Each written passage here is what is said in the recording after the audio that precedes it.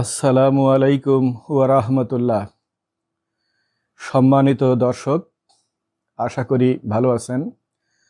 আজ আমাদের ৫৫তম সেশন। আজ আমরা ব্যবসায়ী পর্যায়ের ভ্যাট প্রদান পদ্ধতি নিয়ে আলোচনা শুরু করব। এটা ভ্যাট সিস্টেমের আলাদা একটা বিষয়। আমি আপনাদেরকে বলেছিলাম যে আমরা বিষয়ভিত্তিক আলোচনা করব, আমরা ডেফিনেশনস এবং কনসেপ্টসগুলো আলোচনা করব, আমরা ভ্যাট আইনের অধ্যায় ভিত্তিক আলোচনা করব এবং আমরা প্রশ্নোত্তর আলোচনা করব। এই চারটে ফরম্যাটে মেনলি আমরা আলোচনা করব। আমরা মূল দুটো বিষয় আমরা এর মধ্যে শেষ করেছি, উৎসে ভ্যাট কর্তন এবং রেয়াত। আজ থেকে আমরা ব্যবসায় পর্যায়ের ভ্যাট আলোচনা করব। ব্যবসায় পর্যায়ের ভ্যাটের আমরা আলোচনা করব ব্যবসায়ী পর্যায়ে ভ্যাট বলতে কি বোঝায়, আইনের বিধান কি, মাঠ পর্যায়ে বাস্তবতা কি, রেয়াত নেওয়ার বিধান কি, উৎসে কর্তনের বিধান কি, হিসাব রক্ষণ সংক্রান্ত বিধান কি, অন্যান্য বিধিবিধান কি, এবং সবশেষে আমরা কিছু বাস্তব মাঠ পর্যায়ে প্রশ্নোত্তর নিয়ে আলোচনা করব।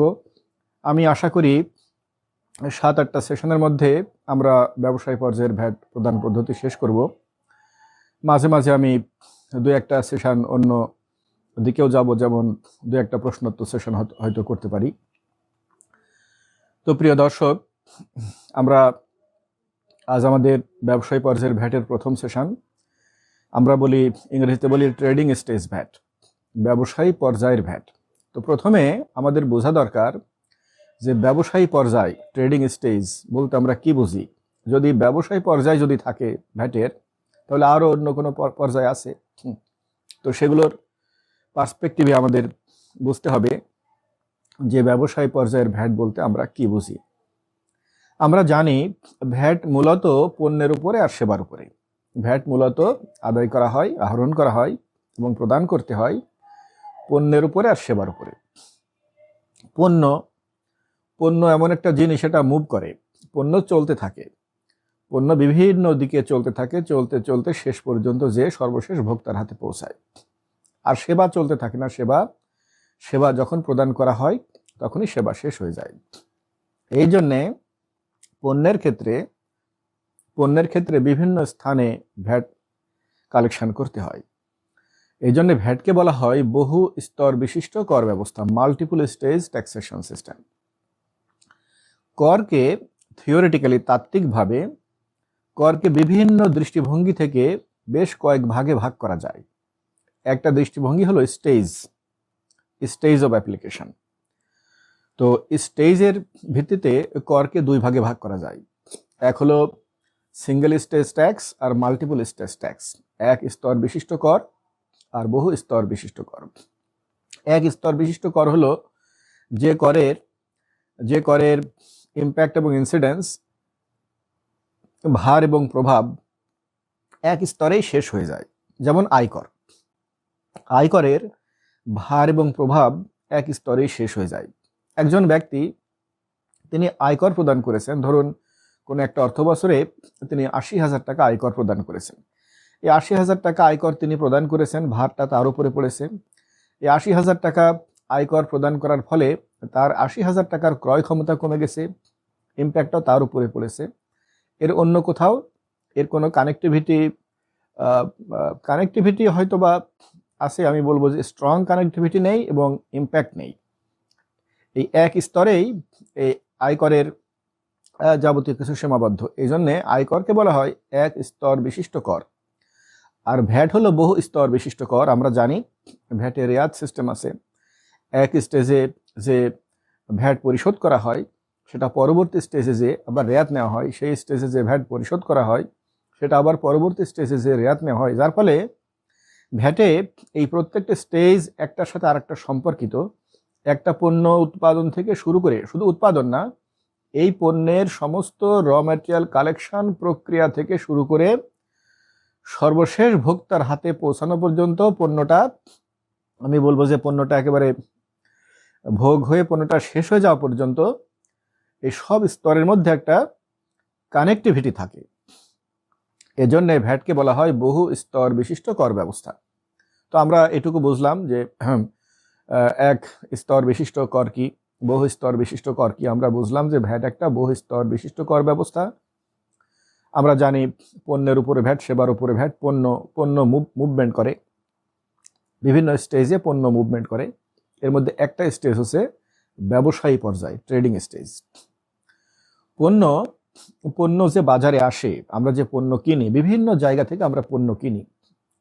এই পণ্য মূলত দুটো সোর্স থেকে পণ্য আসে, মূলত দুটো সোর্স থেকে পণ্য আসে, দুটো উৎস থেকে পণ্য বাজারে প্রবেশ করে। এক হলো আমদানি আর দুই হলো উৎপাদন। এক হলো আমদানি আর দুই হলো উৎপাদন। একটা পণ্য আমদানি হয়, আমদানি হওয়ার পরে আমদানি স্টেজে শুল্ক কর যা সব কিছু আছে পরিশোধ করে পণ্যটা বাজারে আসে। এরপরে পণ্যটা বিভিন্ন হাত ঘুরতে ঘুরতে সর্বশেষ ভোক্তা পণ্যটা কিনে নিয়ে ভোগ করেন। একইভাবে একটা পণ্য উৎপাদন হয়।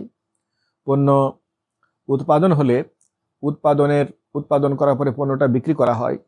এরপরে এই পণ্যটা উৎপাদনের পরে বিক্রি হওয়ার পর বিভিন্ন হাত ঘুরতে ঘুরতে ঘুরতে ঘুরতে সর্বশেষ ভোক্তার কাছে যে পৌঁছায় এবং সেখান থেকে পণ্যটা ভোগ করে পণ্যটা শেষ হয়।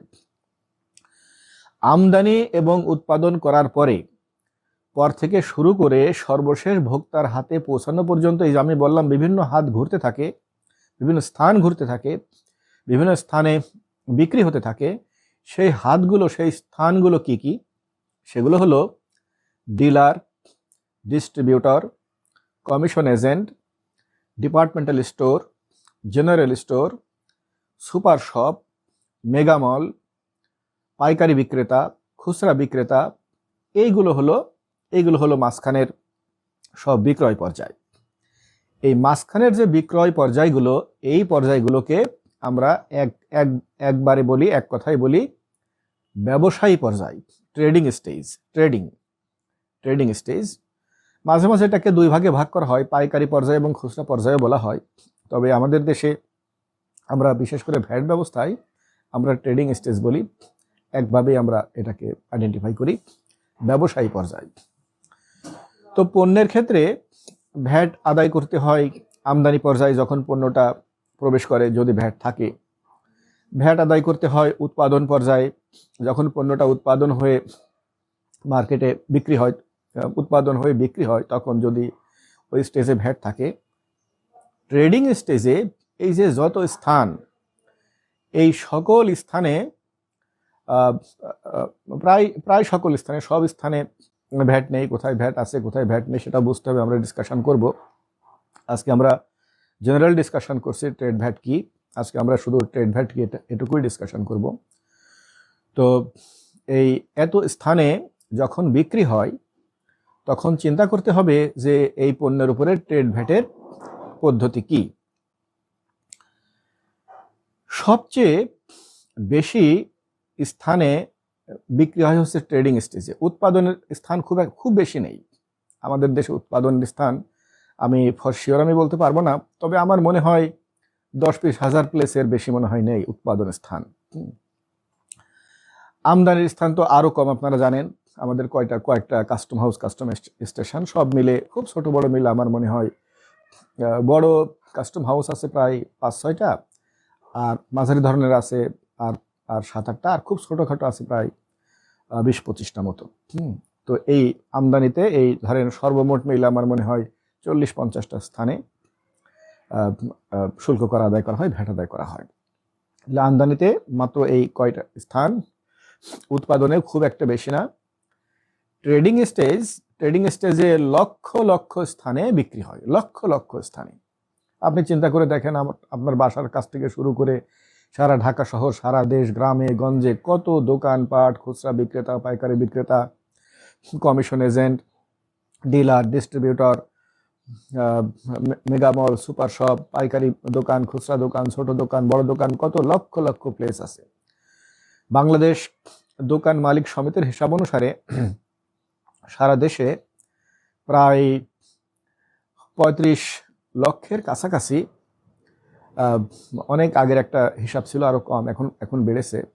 আমার মনে হয় 30 থেকে 35 লক্ষ হবে এই ট্রেডিং প্লেস আছে, যে সব জায়গায় এই পণ্য বিক্রি হয়। 30 থেকে 35 লক্ষ প্লেস আছে, যদিও সব জায়গায় ভ্যাট প্রযোজ্য হবে না, সেটা বুঝতে হবে, আমরা সেগুলো ডিসকাশন করব। তো অধিকাংশ জায়গায় ভ্যাট প্রযোজ্য হবে। তো এই যে 30-35 লক্ষ প্লেসে যে বিক্রি হচ্ছে, এই বিক্রির ক্ষেত্রে এই বিক্রিকে আমরা বলি ট্রেডিং স্টেজ ভ্যাট, ব্যবসায়ী পর্যায়ে ভ্যাট। তাহলে আমরা আমদানি পর্যায়ে ভ্যাট বলতে কি বোঝায় সেটা আমরা বুঝলাম, উৎপাদন পর্যায়ে ভ্যাট বলতে কি বোঝায় সেটা আমরা বুঝলাম, ব্যবসায়ী পর্যায়ে ভ্যাট বলতে কি বোঝায় সেটা আমরা বুঝলাম, সার্ভিসের উপরে ভ্যাট বলতে কি বোঝায় সেটা আমরা বুঝলাম। সার্ভিস যখন প্রদান করা হয় তখনই সেখানে ভ্যাট পরিশোধ করতে হয়। সার্ভিস তো নিয়ে মুভ করা যায় না, সার্ভিস বস্তায় বন্দি করে কন্টেনার করে সার্ভিস নিয়ে মুভ করা যায় না, সার্ভিস প্রদান করতে হয়। কেউ সার্ভিস প্রদান করে, কেউ সার্ভিস গ্রহণ করে। তো যা হোক, আজ আমাদের আলোচনার বিষয় ছিল ট্রেডিং স্টেজ ভ্যাট, ব্যবসায়ী পর্যায়ে ভ্যাট। তো আজ আমরা ব্যবসায়ী পর্যায়ের ভ্যাটের প্রথম সেশন করলাম। তো প্রথম সেশনে আমরা মূলত আজকে আমরা ডিসকাশন করলাম যে ব্যবসায়ী পর্যায়ে ভ্যাট বলতে কি বোঝায়, ভ্যাটের বিভিন্ন পর্যায়গুলো কি, ভ্যাটকে বহু স্তর বিশিষ্ট, বহু পর্যায় বিশিষ্ট কর কেন বলা হয়। তো এই বেসিক কতগুলো থিওরিটিক্যাল বিষয় আমরা ডিসকাশন করলাম। আমি আশা করি প্রিয় দর্শক আপনারা বুঝতে পেরেছেন যে ব্যবসায়ী পর্যায়ে ভ্যাট বলতে আমরা কি বুঝি। আমরা আগামী সেশনে আমরা আলোচনা করব এই ব্যবসায়ী পর্যায়ে করের হার নিয়ে। মূলত ব্যবসায় পর্যায়ে বেশ কয়েকটা হার আছে, সেই হারগুলো নিয়ে আমরা ডিসকাশন করব। এরপর আস্তে আস্তে পরবর্তী ব্যবসায়ী পর্যায়ে ভ্যাটের যে পরবর্তী কম্পোনেন্টসগুলো, একটু আগে আমি বলেছি কী কী কম্পোনেন্টস আছে, তার উপরে আমরা আলোচনা করব। মাঝে মাঝে আমি অন্যদিকেও যাব, মাঝে মাঝে আমি দু একটা প্রশ্নোত্তর ভিডিও করার আশা করি। অনেক প্রশ্নোত্তর আসছে, এই প্রশ্নোত্তরগুলো ভিডিও আকারে দিলে এগুলো বেশি মানুষ দেখতে পাবে, শুনতে পাবে এবং বোঝা সহজ হবে। একজনের জন্য একটা প্রশ্নের উত্তর যখন আমি লিখি তখন তো আসলে এই শ্রমটা খুব ভালো এফেক্টিভলি ইউজ হয় না।